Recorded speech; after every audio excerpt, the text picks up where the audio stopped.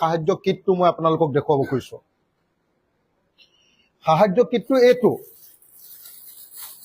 এইটো হ'ল সাহায্য কিট। 7 কেজি 200 গ্ৰাম আছে। 7 কেজি 200 গ্ৰাম এইটো সাহায্য কিটটো আছে। 7 কেজি 200 গ্ৰাম। অসমৰ মুখ্যমন্ত্ৰীয়ে কৈছিলে যে চাউল থাকিব 8 কেজি মুখ্যমন্ত্ৰীৰ সাহায্য কিটত, দালি থাকিব 4 কেজি, নিমখ থাকিব 1 কেজি আৰু মিঠাতেল থাকিব 1 লিটাৰ। এতিয়া কিমান আছে? এইটো ক'ত লিখা আছে? 1/2 লিটাৰ বুলি ক'ত লিখা আছে? এইটো আপোনালোকক মিঠাতেলটো দেখুৱাইছো। মই আপোনালোকক সুধিব খুজিছো, এই মিঠাতেলটোতো 1 লিটাৰ নহয়, এইটো কিমান হ'ব? 1/2 লিটাৰ হ'ব নে 400 গ্ৰাম? এইটো হ'ল 400 গ্ৰামৰ মিঠাতেল। এইটো হ'ল 400 গ্ৰামৰ মিঠাতেল। আৰু মিঠাতেলটোৰ এই ব্ৰেণ্ডটো, নামটো আপোনালোকে কেতিয়াবা এই নামটো শুনিছিলে নে বাৰু? বালক।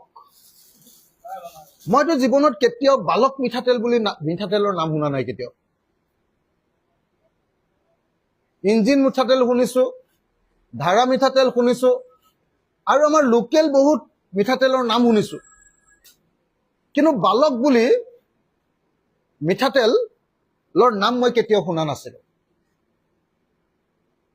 প্ৰথম কথা যে মানুহ বিপদত পৰিলে বুলিয়ে মানুহৰ অসহায় অৱস্থাটোৰ সুযোগ যদি প্ৰশাসন আৰু চৰকাৰে ল'ব খোজে, সেইটো কেতিয়াও মানৱীয়তা বুলি নকয়।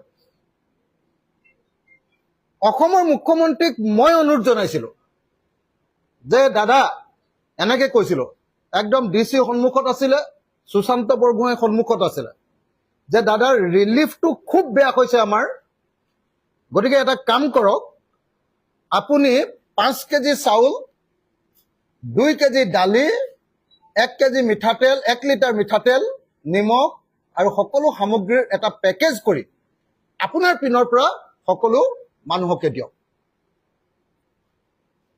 মুখ্যমন্ত্ৰীয়ে সেইটো ঘোষণা কৰিলে যে নহয়, মই 8 কেজিকে দিম চাউল, 8 কেজিকে চাউল, 4 কেজিকে দালি। এতিয়া আপোনালোকক দেখুৱাইছো আৰু 1 লিটাৰকে মিঠাতেল। এটা মিঠাতেল দিছে 400 গ্ৰাম, আৰু এই 400 গ্ৰাম মিঠাতেলত আপোনাৰ যিটো কোম্পানীৰ নাম দিছে সেইটো হ'ল বালক। বালক মিঠাতেল মই কেতিয়াও শুনাও নাছিলো, জনাও নাছিলো। বিপদত পৰা মানুহক এনেকুৱা ধৰণৰ বস্তু খুওৱাৰ কাৰণে, এনেকুৱা ধৰণৰ কোনেও নজনা, মই শুনামতে এইটো লখিমপুৰৰ পিনে এনেকুৱা ধৰণৰ কোনোবা এটা, মানে মই পিছৰখিনি নকওঁ আৰু নিজে তদন্ত কৰি ল'ব,